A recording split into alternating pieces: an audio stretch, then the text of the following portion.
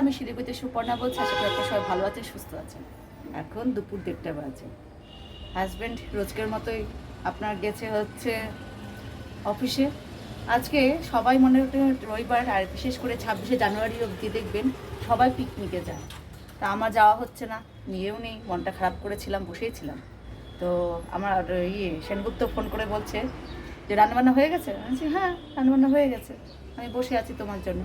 তো বলছে খাবারগুলো রেডি করে নাও, চলো কোথাও ঘুরে আসি। আমি বললাম বাবা, কি দেখুন এনার্জি, অফিস করার পরে আবার ঘুরতে যাবে। ঠিক আছে, তাহলে কি, চলুন যাওয়া যায়, একটু ঘুরে আসি, তাই না, ভালো লাগে। আমাদের পিকনিক শুরু হয়েছে দুপুর 2:30টার পরে। 2:30টার পরে না, আমি কাছেই আছি, একদম 2:30টার সময় আমাদের পিকনিক শুরু হয়েছে, বুঝছেন।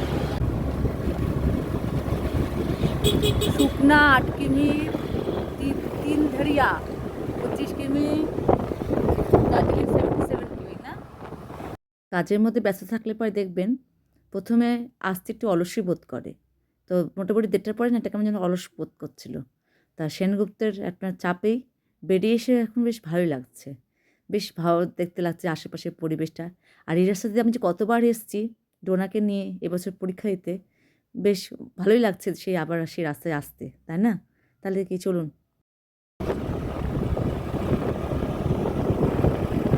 আজকে বেশ ভালোই ওয়েদারটা হয়েছে, না খুব রৌদ্র আছে না খুব ঠান্ডা, বেশ একটা বেশ মজাদার ওয়েদার। আর দূরে এই পাহাড়টা দৃশ্য এত সুন্দর লাগে দেখতে। আপনার মানে শিলিগুড়ি শহরটা না খুব ভালো লাগে। আপনার হচ্ছে একটুখানি এগিয়ে আসলে পরে কত পাহাড় দেখতে পাওয়া যায় আর কত সুন্দর পরিবেশ, তাই না? এখন আমার নিজেকে খুব গর্ববোধ হয় যে আমি শিলিগুড়ি শহরে থাকি বলে। আমি সত্যি বলছি, শিলিগুড়ি শহরটাকে আমি খুব ভালোবাসি। তা আজকে আমরা যাচ্ছি কোথায় বলুন তো? দুধিয়া যাচ্ছি। খাবার দাবার নিয়ে নিয়েছি। যারা মনে করেন পিকনিকে গেছে তারা তো মনে হয় খুব সকালেই বেরিয়ে পড়েছে। তা আমার সেনগুপ্তের অফিস ছিল বলেই আপনার আপনার সে পিকনিক আর হয়নি। তা আমরা নিজেরাই খাবার দাবার নিয়ে পিকনিকের উদ্দেশ্যে যাচ্ছি। দুজনে মিলে প্রোগ্রামে আছি, বেশ ভালো লাগছে। আর আশেপাশের রাস্তাগুলো কি সুন্দর, তাই না? একদম সবুজে ঘেরা রাস্তা, খুব সুন্দর লাগে জানেন তো। আর আর দুধিয়াতে জানেন তো আজকের দিনে মোটামুটি কারো না কাউকে পরিচয় পাবেন, কেউ না কেউ দেবেন। এইসব ছোটো ছোটো স্পটগুলো, পিকনিক স্পটে আপনার পরিচিত পাবেনই পাবেন। বেশ ভালো লাগছে। তাহলে কি চলুন যাওয়া যাক।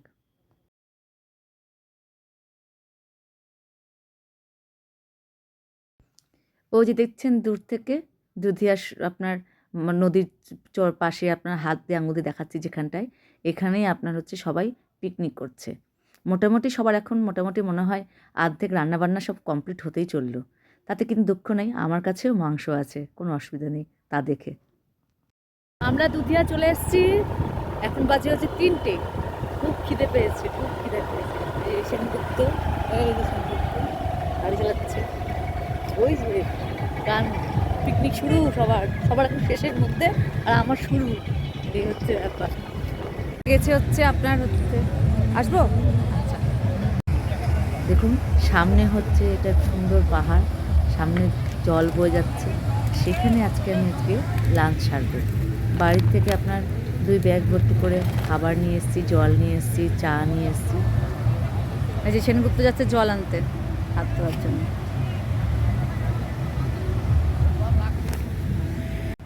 আজকে আমাকে কিন্তু সেনগুপ্ত কোনো কাজ করতে দেবে না। বাইরে বেরোলে পেলেই বাবা আর মেয়ের দায়িত্ব থাকে আমাকে সামলানো। জল নিয়ে আসছে, আর পাহাড়টা কি সুন্দর, তাই না? আপনার ওই যে দেখছেন তো গ্লাসে করে সব জল নিয়ে আসছে। বেশ ভালো পায় কিন্তু এগুলো করতে। তাহলে কি চলুন খাওয়া দাওয়া সারি, খুব খিদে পেয়ে গেছে তো, আজকে খেতে হবে, তাই না? আজ আমার দুপুরে লাঞ্চ মেনুতে আছে মটন কষা, আমলকির আচার আর গরম গরম ভাত। এই হচ্ছে আমার দুপুরে লাঞ্চ মেনু। মানুষ মনে করেন বাড়িতে একটাও কাজ করে না, তাকে যদি আপনি কাজ করতে দেন, এর আগের বছর কাণ্ড হয়েছে জানেন তো। শেষে পিকনিকের শেষে বাসন মাজবে কে? সেনগুপ্ত। সে আপনার কী করেছে, এই দুধিয়াতেই এসেছিলাম, ও কী করেছে জলের মধ্যে সম্পূর্ণ সার্ফ দিয়ে ও কড়াই ধুচ্ছে। আচ্ছা বলুন তো, এই চলন্ত জলে কি কেউ বাসন মাজতে পারে ওরকমভাবে? মানে হাসতে হাসতে মরবেন। এরকম অনেক ঘটনাগুলো ঘটে। আর এখানে একটা সুন্দর পরিবেশ দেখে আমার আবার কয়দিন ধরে কবিতার শখ হয়েছে জানেন তো। তাহলে একটা কবিতা আপনাদেরকে শোনাই, তাহলে কি চলুন। কবিতার নাম কাজের আনন্দ। কবি হচ্ছেন নবকৃষ্ণ ভট্টাচার্য। মৌমাছি মৌমাছি কোথা যাও নাচি নাচি, দাঁড়াও না একবার ভাই। ওই ফুল ফোটে বনে, যাই মধু আহরণে, দাঁড়াবার সময় তো নাই। ছোট পাখি কিচিমিচি ডাকি ডাকি, কোথা যাও বলে যাও শুনি। এখন না কব কথা, আনিয়াছি তৃণলতা, আপনার বাসা আগে বুনি।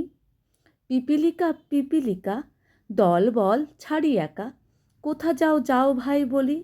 শীতের সঞ্চয় চায়, খাদ্য খুঁজেছি তাই, ছয় পায়ে পিল পিল চলি। কেমন লাগলো? যদি ভালো লাগে তাহলে কমেন্ট করবেন নিশ্চয়ই। এই এক নতুন শখ হয়েছে, মানে জানেন তো, আমি কিন্তু কোনো দিন আবৃত্তি করিনি, কিন্তু যখনই আপনার এত সুন্দর প্রকৃতি দেখি, তখনই মনে হয় কি একটু গান গাই, একটু আবৃত্তি করি, বেশ ভালো লাগে জানেন তো। আর বেশ সুন্দর লাগছে। তবে হ্যাঁ, আমার খুব ইচ্ছে আছে যদি সময় পাই আবার নতুন করে আবৃত্তির প্রফেশন হিসাবে শিখব। জানি না কবে এই স্বপ্নটা পূরণ হবে, তাই না? তাহলে কি আমাদের আজকে একটা সুন্দর বিকেল হচ্ছে, কি সুন্দর দেখুন। আর ওই যে দূরে সেনগুপ্ত হচ্ছে ফটো তোলার জন্য ব্যস্ত। কি ভালো লাগছে না? খালি এটা আপনার কতজন কত দূর থেকে আসে, আর আজকে আমরা একদম কি সুন্দর আমরা এসেছি, একদম সুন্দর দিন যাচ্ছে। আরেকটা কবিতা শোনাচ্ছি। কবিতার নাম হচ্ছে দাবি। কবি ইন্দ্রজিৎ রায়। পাইনি যে সব জীবনেতে, তা নিয়ে আজ ভাবি। অনেক কিছু পাওয়ার ছিল, করিনি তো দাবি। করলে দাবি পেতাম কিনা ছিল না তাও জানা। হয়তো পেলে ওসুল করে নিতাম 16 আনা। ভাগ্যে যদি থাকে তবে করতে হয় না দাবি। পাওয়ার হলে এমনি পেতাম, এটাও আবার ভাবি। কপালে যা আছে লেখা সেটুকু পাবো জানি। যে যাই বলুক কপালটাকে আমি ভীষণ মানি। এত সুন্দর প্রকৃতি দেখে কার যেতে ইচ্ছা করে বলুন বাড়িতে? দেখি সুন্দর, ভালো লাগছে দেখুন। আজকে বিকেলটা এই পাহাড়ের সামনে এক কাপ চা নিয়ে বসে খেতে বেশ মজাই লাগছে। আর আমরা বলছি তাই যে এটা যেন স্মৃতি হয়ে থাকুক। কি ভিড় দেখুন, যাওয়ার সময় দেখছেন কি ভিড়। আরেকটা হচ্ছে, আজকে আমরা ভেবেছিলাম যে যাওয়ার সময় কিছু খাবার নিয়ে যাই, তাহলে রাতে গিয়ে রান্না করতে হবে না। দেখুন কি ভিড়, আপনার লাইনে দাঁড়িয়ে থাকতে হচ্ছে কত রকম। এই হচ্ছে আপনার নান তড়কা হচ্ছে আপনার হোটেলটা, মানে এত বিক্রি এখানে। দেখছেন কি লাইন। আজকে মনে হয় সারা রাত ভর এখানে থাকতে হবে। তাহলে কি আজকের মতো এখানে ভিডিও শেষ করছি, টাটা বাই বাই, আবার নেক্সট দেখা হবে।